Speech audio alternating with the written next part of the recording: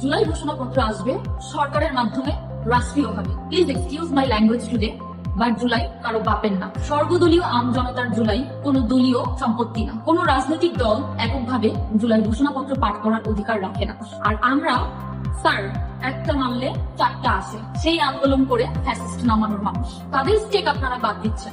এই জুলাই অভ্যুত্থান শহীদ, আহত, প্রাইভেট, মাদ্রাসা, স্কুল, কলেজ, হেফাজত, সাংবাদিক, শ্রমিক শ্রেণী, সেনা অফিসার থেকে শুরু করে সবার জুলাইয়ের বিস্তৃতি সারা বাংলাদেশ জুড়ে। সেই জুলাই এককভাবে দখল করার অধিকার কে দিয়েছে আপনাদের? এবং এককভাবে এই জুলাই ঘোষণাপত্র পাঠ করার সিদ্ধান্ত কোন সাহসে আপনারা দিলেন? জুলাই ঘোষণাপত্র আসবে সরকারের মাধ্যমে রাষ্ট্রীয়ভাবে, এবং জুলাই ঘোষণাপত্র থাকতে হবে সংবিধানের মধ্যে সমগ্র বাংলাদেশকে নিয়ে। সুতরাং জুলাই চেতনাকে বিক্রি করে রাজনৈতিক ফায়দা হাসিল বন্ধ করুন। এসব সুবিধা অর্জনের জন্য জুলাইয়ের প্রতি মানুষের অনীহা সৃষ্টি এবং জুলাইকে প্রশ্নবিদ্ধ করা থেকে আপনারা বিরত থাকুন।